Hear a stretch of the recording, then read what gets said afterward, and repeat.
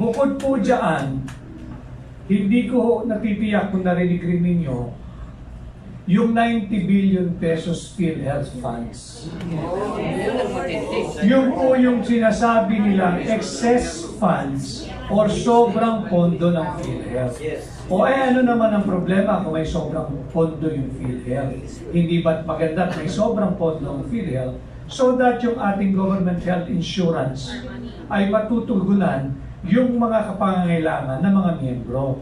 Ang problema ho, yung 90 billion na yan ay kinukuha ng pamahalaan mula sa PhilHealth at pilit na ipinababalik sa National Treasury. Hindi po pera ng National Treasury yung pera ng PhilHealth. Because yung pera ng PhilHealth is intended to address yung inyong health insurance. At yung 90 billion na yan, hindi rin po lahat yan ay pera ng gobyerno. Dahil ang pangunahing source ng PhilHealth funds ay galing sa mga miyembro. Yung tinatawag na direct contributors. Yung pong tuwing sahod ay persahang ikinakaltas. Yun po ay pera ng mamamayang Pilipino.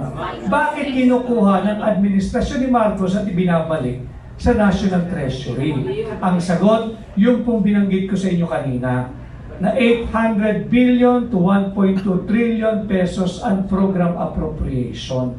Kinakailangan lang pondohan yung kanilang mga pet projects, yung kanilang mga proyektong itinago doon sa budget ng gobyerno. Yun po ang katotohanan. So it's not just 800 billion to 1.2 trillion. This includes the 90 billion pesos PhilHealth funds na pera po ninyo, pera ng taong bayan na kinukuha pa rin ng gobyerno. Yun po yung mga additional issues. And yes, yung tanong po ninyo, ang hakbang ng MAISU, we are willing to help provide relevant materials on all relevant matters that are besetting our nation now. Doon po tayo magtulungan. And siguro finally, from my end, naririnig ko, ako po ay hindi relihiyosong tao. Pero I'm always conscious of my spiritual bump and I always want to fill it up. And maybe that's the way I was raised by my parents. But I'm not religious, so hindi ho ako makasabay sa inyo sa mga pagbabigay ng mga verses. But I am somehow familiar with the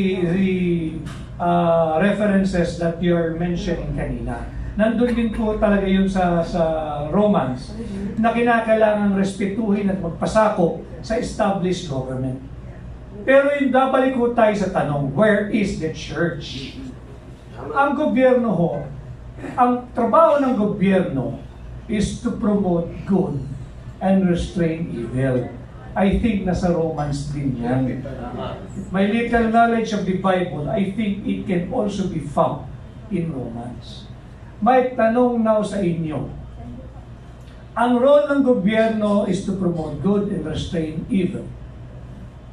What happens now if it is the government not only not promoting good, but doing evil? Will the church, will you still remain silent? Because I believe yung trabaho of promoting good and restraining evil is not in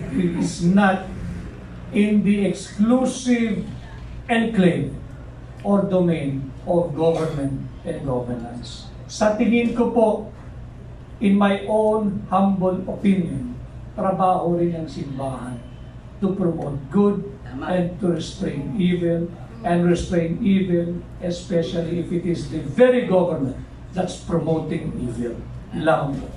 Accountability urged. Ex-cabinet secretaries opposed 90 billion pesos PhilHealth fund diversion. Several former high-ranking government officials, including cabinet secretaries from prior administrations, have released a joint statement opposing the diversion of 89.9 billion pesos in funds from the Philippine Health Insurance Corporation PhilHealth to the National Treasury for unprogrammed appropriations. In their statement, the officials emphasized that the excess funds of PhilHealth should not be considered savings. Instead, they reflect the agency's failure to adequately expand its benefit packages, The officials underscored the need to hold PhilHealth's leadership accountable rather than depriving Filipinos of essential healthcare funds. They asserted that PhilHealth must take immediate and effective action to utilize funds exceeding its reserves for the benefit of its members. Additionally, they criticized the notion of establishing a trade-off between economic growth through infrastructure and social programs versus public health, highlighting that every peso diverted from PhilHealth is critically needed by those lacking access to healthcare. Furthermore, the signatories argued that funding for other programs should originate from general appropriations, which Congress and the executive chose not to pursue. They pointed out that the government's cash sweep of government-owned and controlled corporations (GOCCs) is rooted in the insertion of pork barrel allocations into the 2024 General Appropriations Act, which has displaced essential priority projects. Among those who signed the statement are Chelito Habito and Ernesto Pernia, former secretaries of the National Economic Development Authority. Florencio Abad, former secretary of the Department of Budget and Management. Enrique Ona, former secretary of the Department of Health.